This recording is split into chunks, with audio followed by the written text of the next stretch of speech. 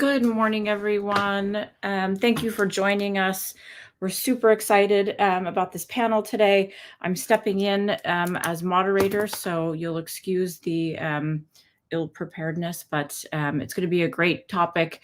We're talking about the technology-enabled augmented workforce and what it means for HR and businesses. It's a topic that I have been talking a lot to my clients, the CEOs and HR execs that I coach. And I'm excited to learn more from the panel today. Let's go ahead and let everyone in.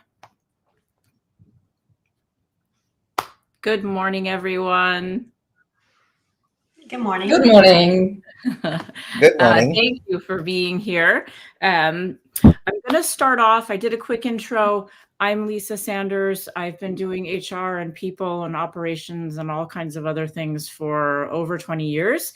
I'm super excited about this topic and to learn from all of you what best practices you're seeing and what ideas, since technology is a new thing for HR. We typically live in spreadsheets and silly things like that. So super excited to learn from all of you. Let's go clockwise, and everyone, introduce yourselves, tell us what interests you about the topic and what you're excited to be diving into today. So on my screen, clockwise would be me, right? Yes, it is. I'm not even sure whether we all have the same screen or it looks. Okay. Well, good morning to everybody. Chiara Bersano. I have been dealing with HR technology for 25 years and more. Only HR technology. I don't do HR. I don't do performance. I don't do all that pretty things. It's HR technology only, which I find is a fantastic topic because I don't think nowadays we can really talk HR without talking technology. I have launched some university level courses about that because I think really that we need to educate our HR professional overall to understand what technology brings to the table. I have been teaching in a master level course on AI in HR and AI in the processes. So I'm super excited about the topic. It's really good to have and to be here with all of you because what better companions to discuss this. Great. Welcome and thank you. Anuj, you're next. I think you're on mute. Good morning. Good afternoon. I'm Rebecca Morning. Horton, and I'm with. Rebecca, are Sorry, you there? Rebecca, go ahead. Go ahead. Oh, sorry, I was going to allow Anshu to go first. Okay. I wasn't sure. Good morning, good afternoon, good evening, all. My name is Rebecca Horton. I am with Miller Knoll, and I have had a very long history with just kind of that incremental steps in technology with regard to human behavior. So my formal background is environmental health, safety, and sustainability. So, at the core of EHS is the human being and behavioral, behavior-based safety, what have you. So that's been my interest and involvement. I currently serve as a senior strategist, so advising our clients at Miller Knoll on behalf of our company with regard to workplace trends and how to best engage their employees. And this is a key component. So I'm very interested to see what you all have to share because I know what we're seeing on our end. Thanks. Great. Welcome, Rebecca. Good morning, good afternoon, good evening. My name is Anuj Kathuria. I'm joining in from Mumbai, India. After having spent over 2 decades in corporates at leadership levels, both in human resources and wearing the hat of a business strategist, I hung my boots about 2 years ago and started my own consulting practice. This topic is very close to me for 2 reasons. One, I have been on both sides of the coin. As somebody from HR who has transformed businesses, looked at, worn the hat of a HR technologist, led projects in HR digitalization, and when I wear my business strategist hat, looked at, okay, we are spending huge loads of money over here. Does it really impact my business? Does it really impact my EBITDA? Does it really look at how it impacts my ways of working or my operating model? So I've been on both the sides and pretty much understand and I've gone through the rut of how one needs to transition from one lens to the other. the different hats that people wear depending on the kind of roles they are. How do you weave that into one integrated approach? So this topic is very close to my heart for that particular reasons. And last but not the least, I am currently running a project for one of my clients in US, which is exactly what we're talking about over here, helping transition the organization from a non-tech workforce to a tech-enabled workforce. And how does it impact the business operating model, the business EBITDA, the numbers on the whole? So pretty close to my heart from that standpoint. Thank you. Yeah, great. You touched on probably all the things that we're going to talk about today, Anush. I think I'd like to start with kind of what I started the conversation with, and I've been doing HR for a long time, and we need to stop living in Excel spreadsheets, and it's frightening to me how many companies are still doing that, and thinking that that's standard procedure. I'd be really interested, Chiara, because you are at the heart of that. What do you think is the role of technology in HR if you're just starting out, if you're still living in Google Docs and fragmented all over the place? We'll call them systems. What do you think is the first step for a company or an individual in an HR role to make that switch? Where do you start? I have multiple thoughts about that, obviously. On one side, well, I'll point that even Excel is a technology. I don't think anybody's anymore running HR in a corner sheet, unless it's a mom and pop shop counting the 3 hours of their help at the counter. No disrespect to mom and pop shop. They're fantastic, but they have different needs. But any company above 10, 15, 20 employees, you have to run a payroll. Now, if I look at HR historically, HR has been essentially dealing with time and pay since the Egyptian time. We actually have their records written in hieroglyphics to account how many hours people were doing on different tasks. That's a core of HR. So without that, there is no business that runs, because a business that cannot pay their employee is actually out of compliance. People will not work for them. It's gone.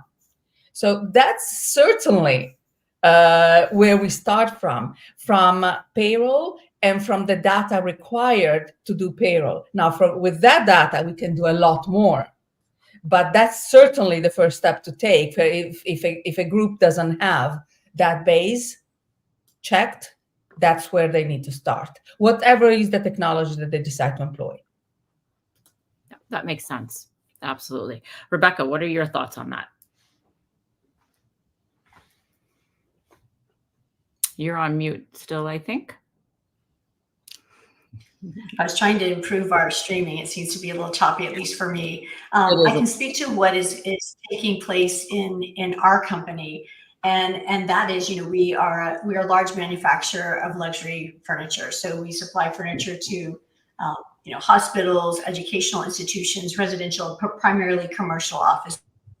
And as such, many of our contracts, we are required, to have very specific contract requirements serving our clients. So there are things beyond general payroll and accounting for hours that we're required to account for. And so our clients have really driven us, far into the future of an augmented workforce in needing to mine that information to put together our contracts. So thanks to our clients for many reasons, but they are propelling us in that direction. Our large number of employees at MillerKnoll are people who are actively in the field, and there are sales representatives. So the tools that we use in their work and their line of work tie directly back, to our HR tools. So, that is again, with not to name drop any particular systems, but those systems, as they advance, we also advance. So they are, we both push in the direction of technology, and then we're also pulled by our clients and pulled by our sales systems. So that's what we are currently experiencing, just in those two segments, and we can talk more, about technology as far as manufacturing if that comes up later in the conversation. But that's what I'm seeing, and it's all very positive, a positive thing. But with change comes some apprehension, so we can talk about that as well. Yeah, great. Anush. Lisa, you asked $1 million question, and I really wish that there was a simple one-line answer to that. Where do you start? Because I get that question n number of times from my clients, and I have faced this question when I was working with corporates like Accenture or Reliance or multiple different organizations. We are living in times where novelties of morning become obsolete by the evening.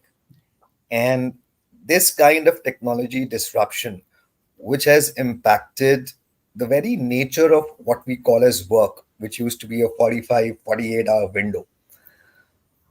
I always tell my clients that there is no one shoe fit all approach. It depends on three basic factors. Number one, what is the maturity level of your industry? What is the maturity level of your business and maturity level of technology in your respective country? Fact number one. Fact number two, your decision or what you want to do, how you want to do that is secondary. The first question to ask is why? Why do you want to do it? Do you have the outcomes, the end outcomes defined? Why do you want to walk this path? And for how long do you want to walk this path? Right? It's like buying a new mobile phone. I buy something today, after 6 months, a new version comes up and the old one's updated. So, and that's going to be the case. That's the way we are in this world. So, number one, what are your end outcomes from both business standpoint and HR standpoint? And what is your bandwidth to walk on this path? This is not something that you're going to do once and okay, I'm done with it. No, it is a lifelong pursuit. You will have to reinvest and rejig your technology maybe after 3 years, 5 years, 7 years. So, and most important, do you have the digital or technology mindset in the organization, in your leaders and people? If you are not digitally savvy, if you're not tech savvy as an organization, the approach is very different. So the first step, like you asked, baby step, that is determined once somebody has answered these basic questions. Then you figure out, okay, what is going to be the operating blueprint for this kind of a project? I work for Success Factors. So I am firsthand seeing how fast the technology evolves to answer the need of the market. But I'm also firsthand to see how different the different areas of the globe are, different industries are, and different sectors. So in that, I echo completely what Anush is saying. Yes, it has to be a fit locally. And I will add to that an additional piece is, no matter what you do, if it's not adopted within your organization, you're wasting time and money. And I see this over and over and over again. You can put the best tool, you can put the best, going with the example of the new phone, you can give the newest iPhone to a person not tech savvy, and they will use the phone, not realizing that it has a gazillion other functionality in there. And that's the same thing with the technology. You can use a lot of it, or you can use only a fraction of it. But whatever you decide and fits in your organization, your main challenge is to make sure it is adopted top to bottom to the organization. If you have a few people are using it, but the manager and the executive refuse to use it and ask their secretary to act on their behalf, you have lost the battle already. It needs to be adopted across, because it's a tool that has a value only if it is used, like all tools. No, exactly. Kiara, you have hit the nail on its head. 90% of HR digitization efforts fail because of this reason. It's not adopted. People don't have a digital mindset. And then they start questioning the very investment into it. That's why I said a little mindset and stuff and maturity level, it's very, very important.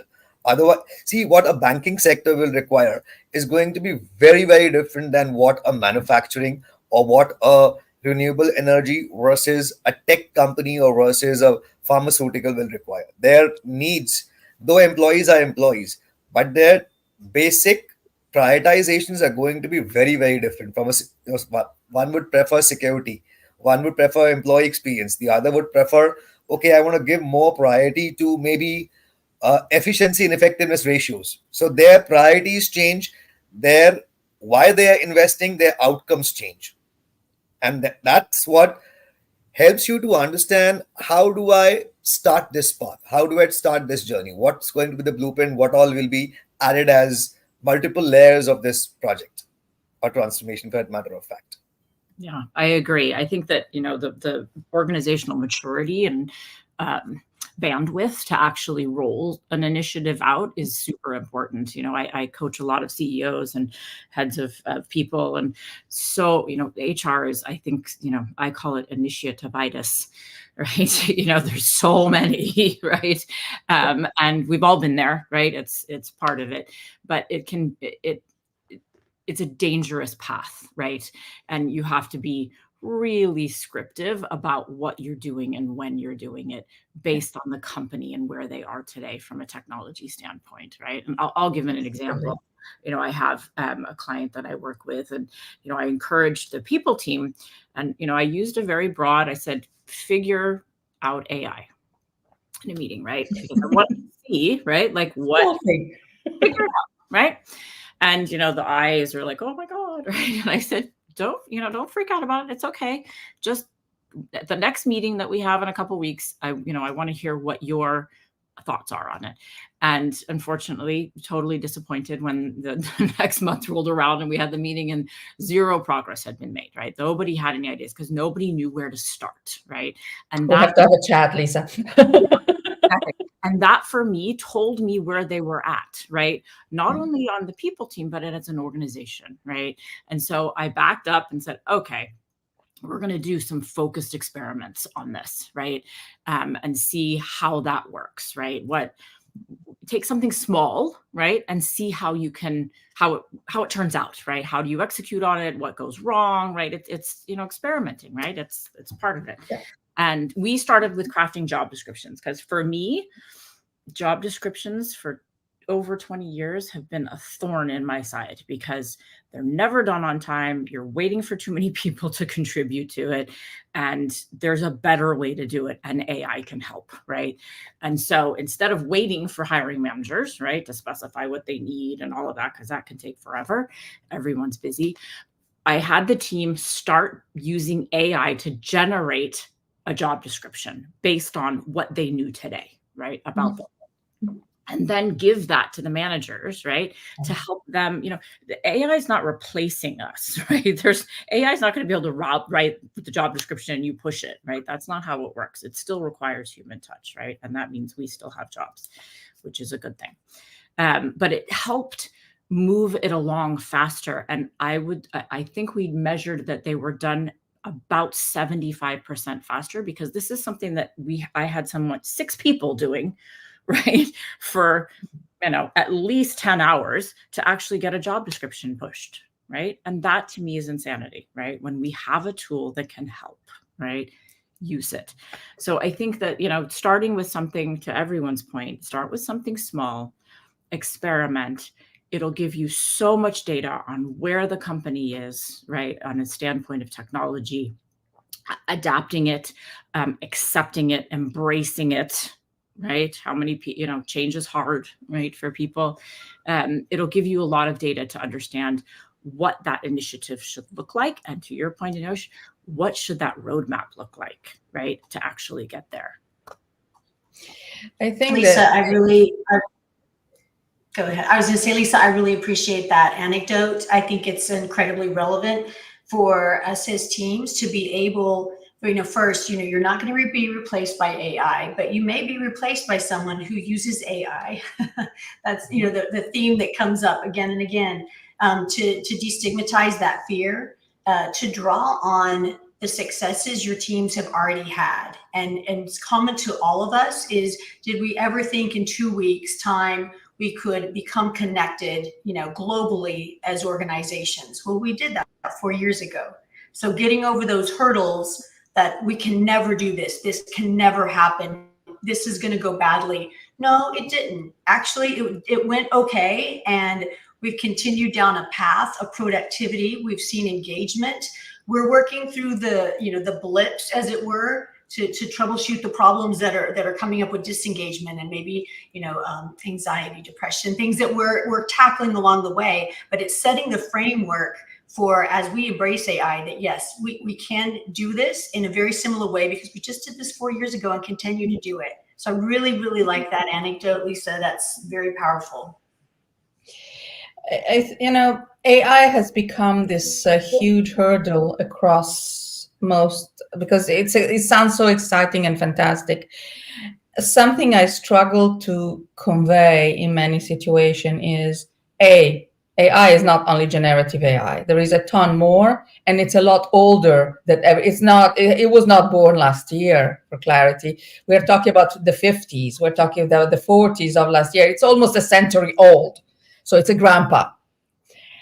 Second, that you have to, the key part of AI is the data it leverages. It's not the technology, it's the data. If your data, and in your example, and I love your example because it's factual, it's immediate, and it's relevant. And because it leverages the data you have, and at the same time, it showcases how you, by embedding AI can augment the work of your people rather than doing something on its own and spewing out ideas. What I find important is that we learn to embed AI in our technology stack, rather than, because going on a ChatGPT or going on Copilot and asking to generate a job description works great, but it will give you standard solution. Going on ChatGPT and asking to create a business plan for next year will work, but it will give exactly the business plan that it gives to every other business person in the world. So it's important to embed it in our stack and learn how, whether it is augmented, RAG, or other alternative feeding continuously with one larger language model. And here I'm talking, of course, our generative AI. But even the generative AI, you can work with that, modulate it, and adapt it to what your needs are. Yeah, exactly. And I think that you hit the nail on the head there, that it's, so much of AI is, well, first of all, it's scary for people, right? And I'm not sure I totally understand that. And I know but that's okay. I think that, those early wins with adopting AI, and I think that the key word there is augment, right? I use that word a lot because replacing is a scary word, right?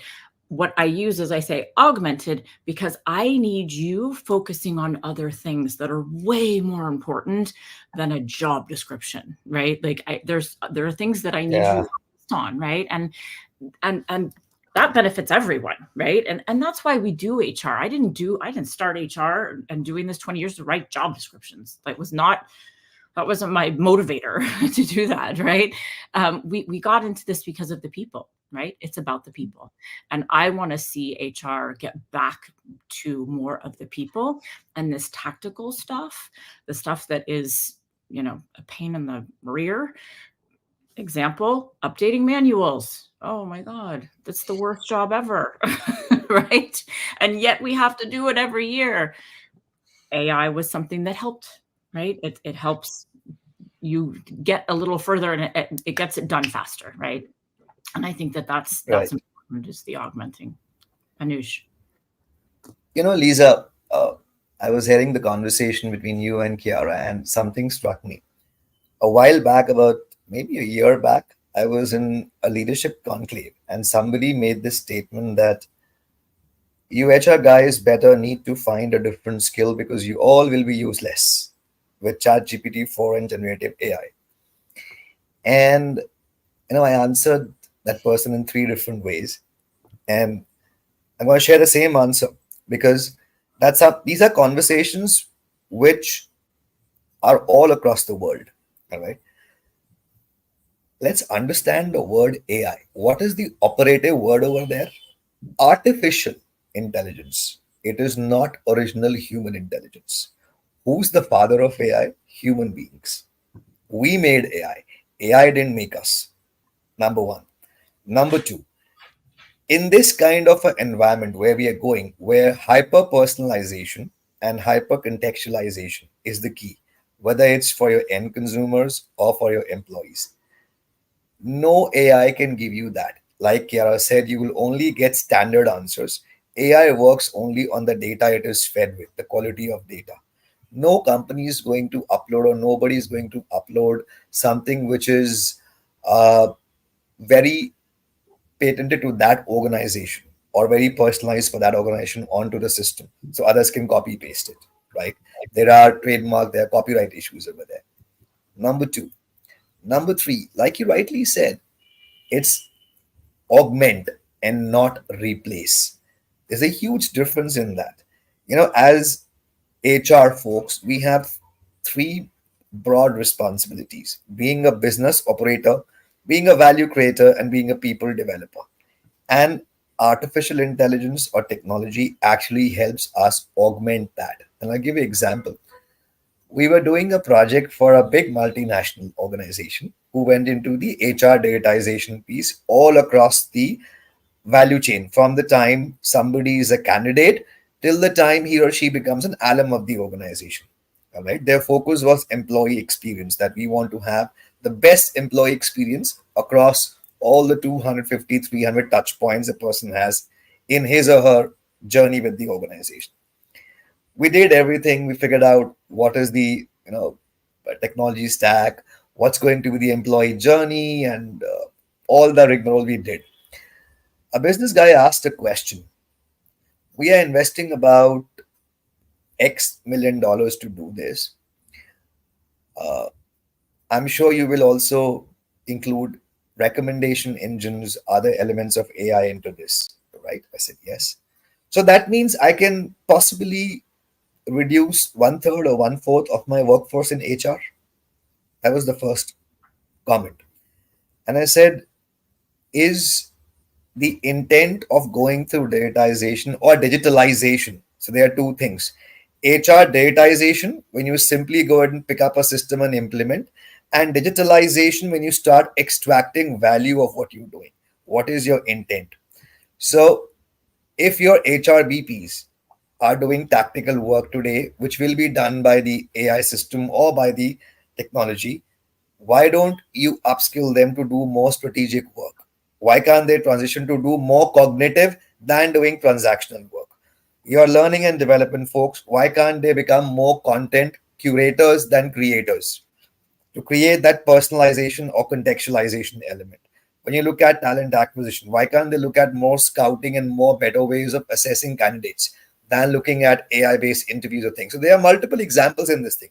I think somewhere down the line, we have to use the right terminology with the business or with the folks around, that it is not a one stop shop solution that it'll come and solve all your problems.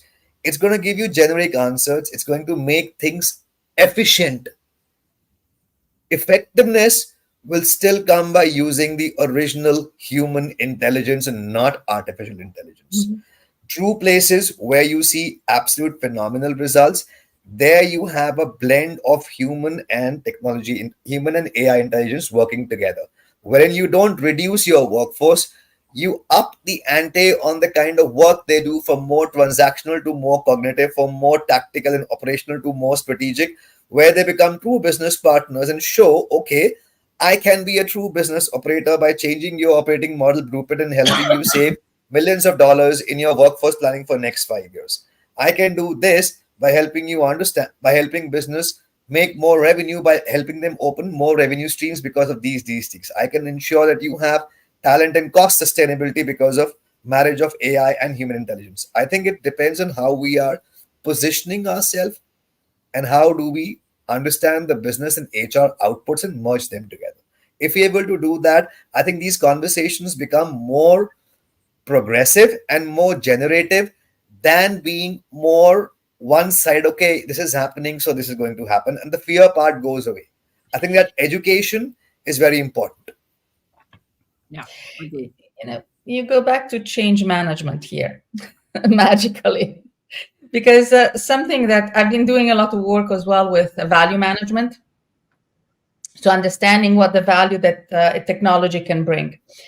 And the conversation is always often, not always, often ends up around the how much time do I save on my people? How do you account for the value of a technology on the saving on time for the people?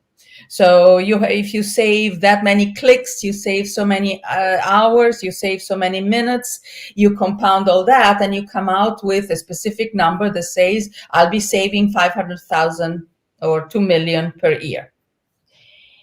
And my conversation usually at that point diverge, and I tend to go and say, wait a second, those are minutes and hours of work for your people, sometime for your HR people, sometime for your employees, sometime for your managers.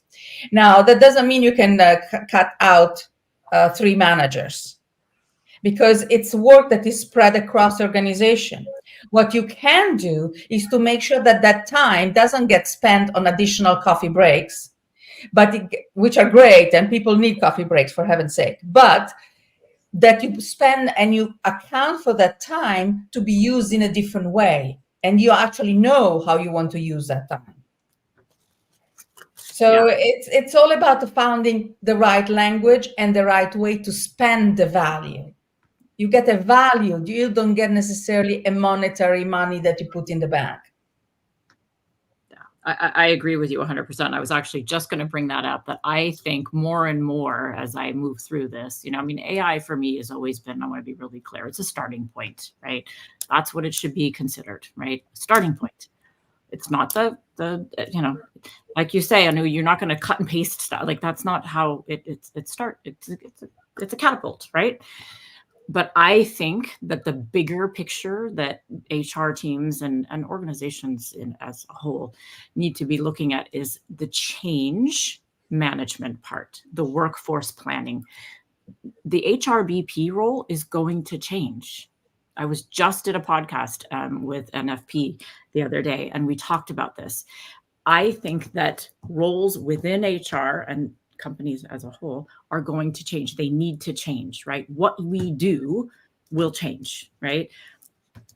I think that there's going to be different levels of HRBPs, right? Some people do more of the tactical stuff, right? The laborist tasks, and then there's HRBPs that are going to be when I've been around long enough that HRBPs were like the thing, right? It's like they didn't exist when I first started doing this. And for me, an HRBP was an extension of me. It augmented me, right? Mm-hmm. Because I was exhausted, right? Like I was running too hard and too fast and not able to spread myself thin enough, right? They helped. I saw them as an extension of me. That has changed tremendously, right? They are now much more, to your point, Anuj, laborious tasks, right? And things that are not so much fun and not an augment of me. They're more of I would augment business, actually. Exactly. More business partnering, more helping like I said, more business operators than being more HR transactionists. Exactly. So I think, to your point, Chiara, that the entire stack of technology will definitely help us figure out what the new roles are and who's doing what in the HR food chain, right? And I think that's the big thing that's going to happen. Rebecca, as I listen to all these key points, these very good points. Something in my client is, truly who better to lead this charge. AI is just yet, as you have all three said, it's just another initiative. I mean, there is the groundwork laid for how initiatives are rolled out within a company. Either they're streamlined and it's successful, or as Lisa, you pointed out, there's something assigned and it fails miserably, that's a problem in the process of how companies, how individuals come together under an organization to do something constructively and produce something. And who better to lead the charge with regard to AI, because it's so nuanced. In anyone who reads about AI knows, oh, there's been bias detected. There's, there are ethical issues detected. There are various, problems that have already emerged with AI. Is the best information actually available, or is it behind a paywall? And who better to lead really kind of that charge and build trust than HR? Because bias throughout the corporation, those are things that's old school. That's what HR has talked about for years and decades. That, I think that's a very positive thing. Rebecca, you hit a very important point, and I'll just like to draw that line to what Kiara said a while back. The results that any artificial intelligence tool gives you is solely based on the data that it is able to assimilate, analyze. The better the quality of data, the more the quality of data, the model gets trained even better.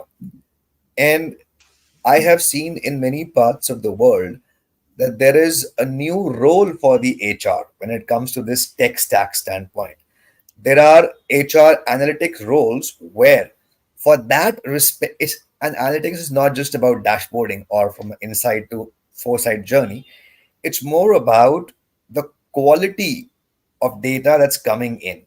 So, what kind of data do we produce? What kind of data models do we need to create? So it makes sense for the organization, not just from an employee experience or the HR KPIs, but how do we directly link it with the business KPIs? We did a project of that sort, couple of, I think, 2021. We had 125,000 people who are working as part of the extended workforce. And they are the ones who become brand ambassadors for the organization from a customer standpoint. They're the first point of connect. And any experience the customer has with them impacts the organization. Millions of dollars were spent on training, upskilling, reskilling those people. But at the end of the day, there is huge churn. And the customer CSAT never crossed a certain percentage. And then we came up with this with the help of HR analytics, that why don't we directly link the outcomes of what the learning team wants with what the business team wants? So if from the performance of those 125,000 people, can we figure out what are the specific indices, whether it's mystery audit, third party customer audit, process audit, customer CSAT, or whatever. There were some 63 such pointers made. With the help of business, we decided what is the minimum threshold score you need for each of these pointers. Now you know what is the business score they need. Now go back from there. For any individual to deliver this, what is the enablement they require? And that's how the learning team now started creating their nuggetized learning modules on what is how to apprenticeship and things built in. So, and it's all live. Now, let's say I am one of those operators. The moment my, let's say, pump nozzle test or process test score threshold is 90 out of 100, the moment I get a score of 8 less than 90, it triggers a notification to my manager, my manager's manager, my state manager, and somebody sitting in the center. I get a notification to stop work immediately, and I'm pushed a specific learning asset that I have to understand and give a test that I really understand that, get a passing certificate, and only then can I go back and resume my job. And all this happens with a standpoint of 1 hour, not 5-6 days. It's real time. If I again get a lower score than the threshold, then human intervention comes. His manager comes and looks at, okay, you have the skill, then it's a will issue. I'm going to help you mentor, coach that person. Now, this is done for 125,000 people spread across 1,000 cities in a country. Imagine.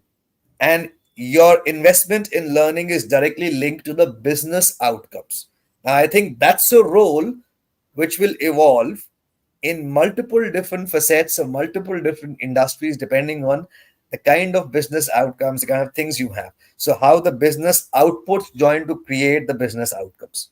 Not everybody can directly impact EBITDA or customer market share or revenue market share. There will be costs, there will be finance issues, there will be process things. I think HR needs to come up with a new operating model where these kind of roles or these kind of things are roped in, so that, if you look at the history of HR also, how we have evolved, but like, Lisa was saying, the term HRBP, I didn't hear this term till 2005. I hadn't heard this term. It sprung upon in my country in 2006, and suddenly there was a flurry of HRBPs. And we're like, okay, they are doing the same thing they were doing yesterday, maybe two, three things more. So why a new title? Yes, over a period of time, they became more strategic. There was more focus.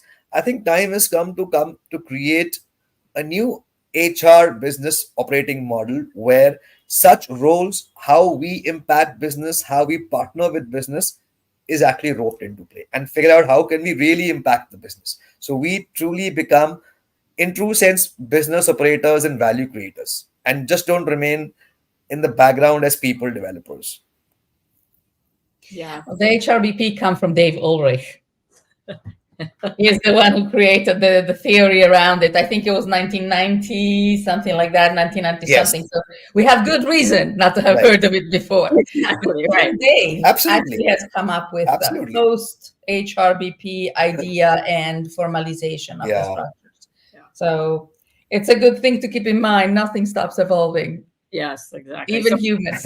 yeah, exactly. Somebody asked me Yes. recently, they're like, what do HRBPs do? And I had to pause for a minute because the answer was, I don't know.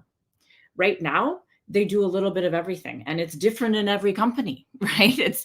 There's a different job description for an HRBP in every single company. And I think that, standardization is, I'm not sure I totally, I'm on board with that, but there needs to be some delineative line in like what people do, because otherwise the talent pool is going to be very small, right? If we don't give those people the opportunity to do the things that role, and learn those things that role needs, right? And I think that we need to back up a little bit. I'm going to change the subject a little bit, okay, and take a little turn, because I want everyone to tell me, kind of as you've rolled these things out for your clients and your companies, how important is comms around this? And what are your thoughts on what a comms strategy should look like when you're rolling out an initiative? We'll use AI for an example. I'm curious what your thoughts are on that. I'll start because I failed in this multiple times. I'm a product of my failures. Okay. One thing I learned doing this is stop sitting in your ivory tower and thinking you know everything in the world. You don't know anything. You don't know anything. We think, okay, we'll make this kind of a com. We'll use five different kind of modalities, maybe, you know, uh, posters, banners, standees, videos, screensavers, and stuff, and it'll impact everybody. What I learned after failing multiple times is who's the consumer of that communication. Please create a focus group, leverage design thinking, let them decide. The more you involve people in the very beginning of the process, whether it is your HR datization or comms, your adoption, which is a big challenge, becomes piece of cake, literally piece of cake. Let them decide what kind of communication their peer group, what kind of messaging, in what format that kind of messaging works for them, which language it works for them. Let the consumers decide how they want to consume, and get people from all walks of life in your organization, from leadership, from age group. Use multiple plethora of personas, create those personas, get those people in. They will do the job for you. You have to be a catalyst and roll it out, and it works wonders. At least that's been my learning. Yeah, I agree with you 100%. The personas is huge. I had a client recently that was rolling out MDM for the first time on people's devices, right? And in particular, their cell phones. And the CISO said to me, okay, we're going to push this basically an email saying rolling this out. And I said, do not do that. You have I can tell you right now, I know 3 groups that are going to be immediately pinging me going, what the heck, right? And he's like, well, which ones are those? And I pointed him out and he goes, oh yeah, you're probably right. I said, okay, so let's back up.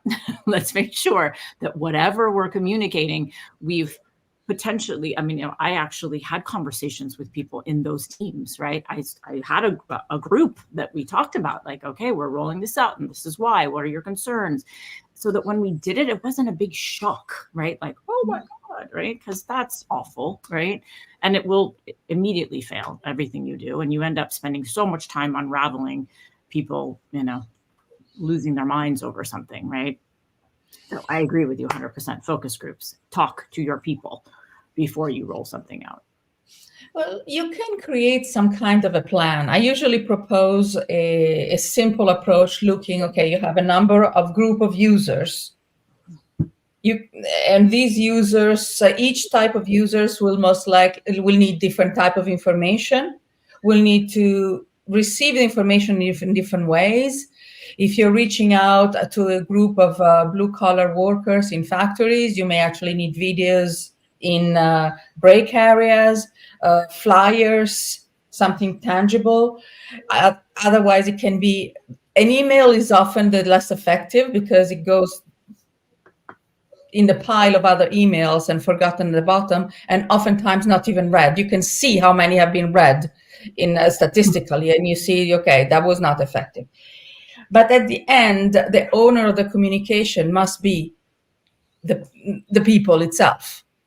And that's why a consultant walking in and driving the communication effort is never effective, because nobody wants to hear someone, an added piece screaming what should be done and how. They want to hear their managers, they want to hear their executives, they want to hear a top down and outside in. And to add a specific case, a long time ago, I was rolling out some performance management tools in a county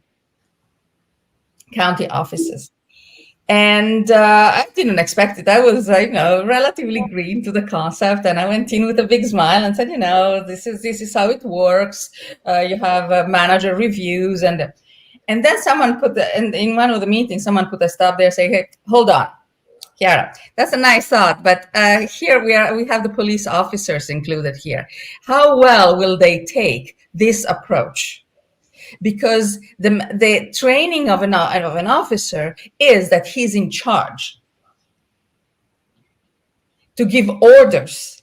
So it's a completely different point of view. And that stopped me point blank thinking, it's true that the approach to performance is based on the organizational intelligence.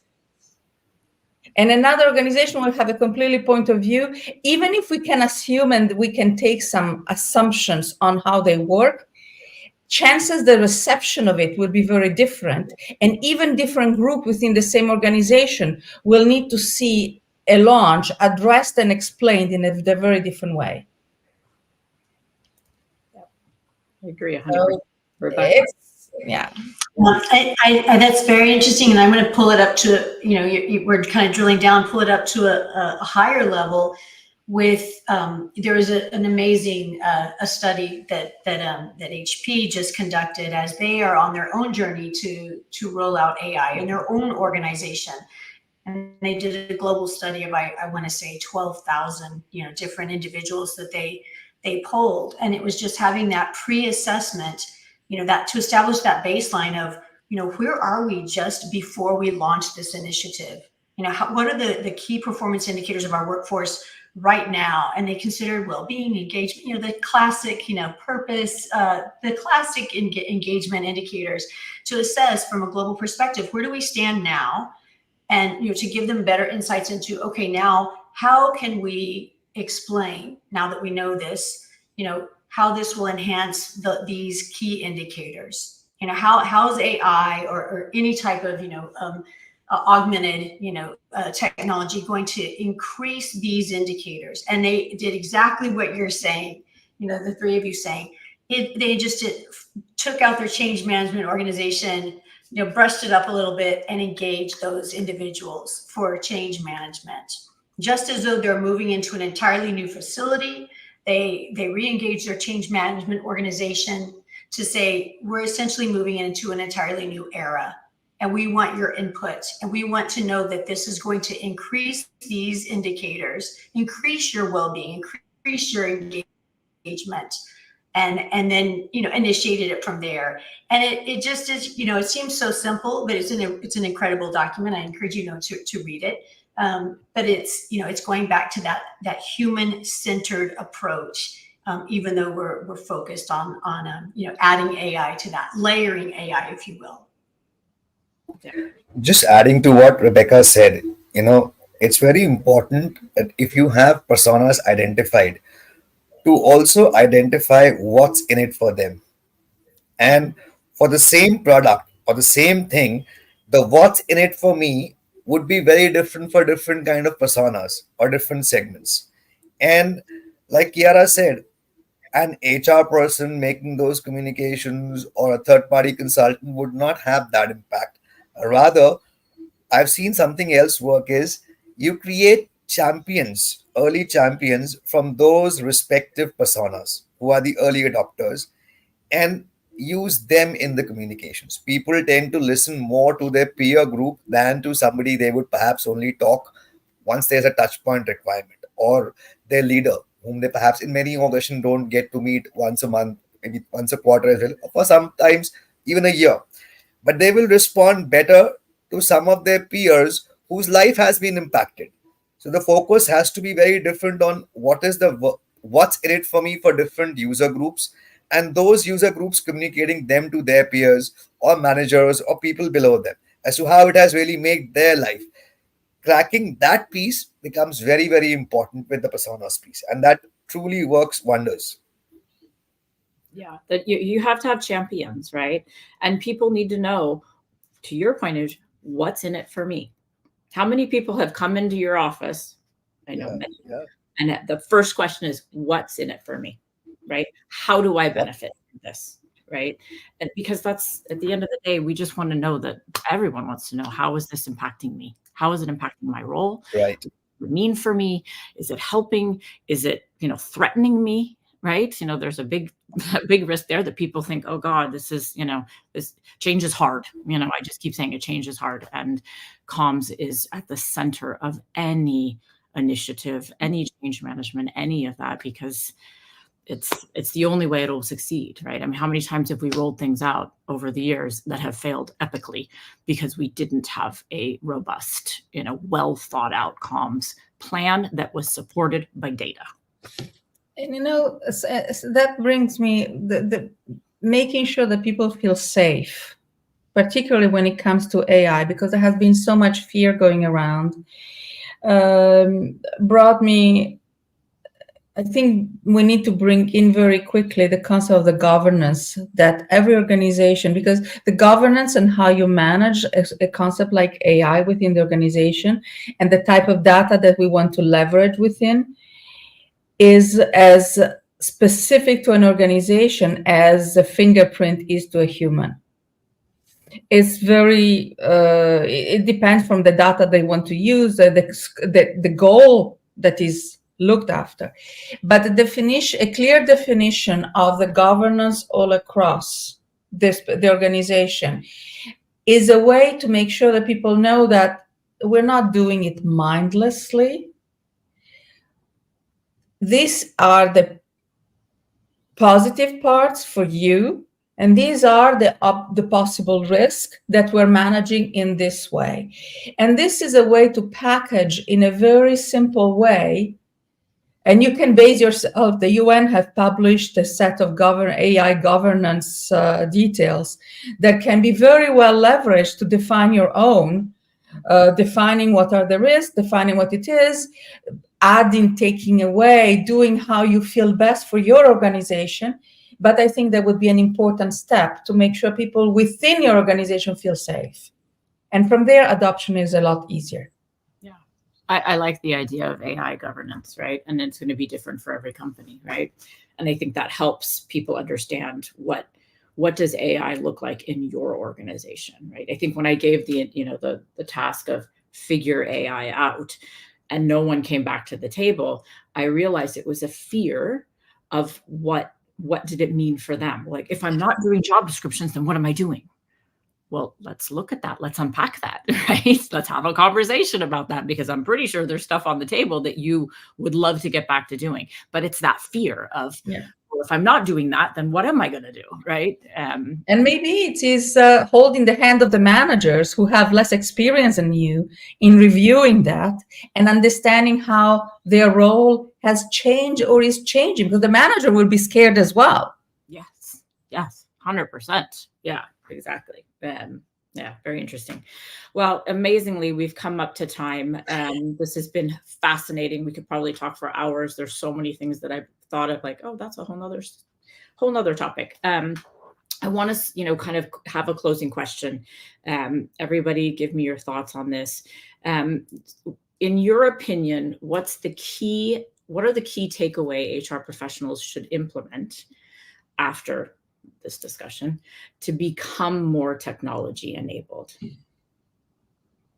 Chiara, you want to start? Stay curious. It's not magic. Know that your skill set is evolving, but it has always been evolving during the history of mankind. So be curious. And the quip that Rebecca brought up, that you will not be replaced by AI, but by someone who can use AI. Well, if it's AI you're afraid of, learn the basic. It's not that difficult. You don't need to learn how to code. Right. That can be done by AI. And you know what? We all are hoping for an AI who can do the laundry and wash the dishes while we do art. Let's find a way to get to that. Let's make sure AI can take care of the needs of the routine while we can do something else that is more relevant for us, that is more relevant for the organization. And that's where I would really start. Design thinking and consider what is really the value added for your organization, for you first. That's great. Rebecca? I think you're on mute still. I agree, and I love those points. I say build on our successes of the past and really focus on the human element.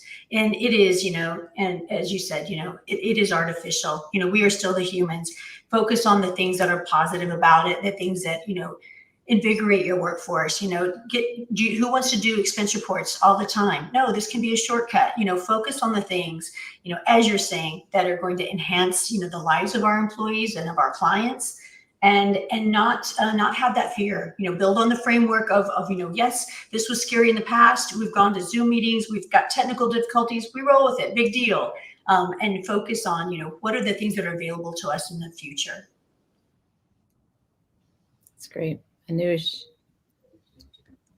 I'll answer this question by a very famous quote by Abraham Maslow. He said, if the only tool you have is a hammer, you tend to see every problem as a nail.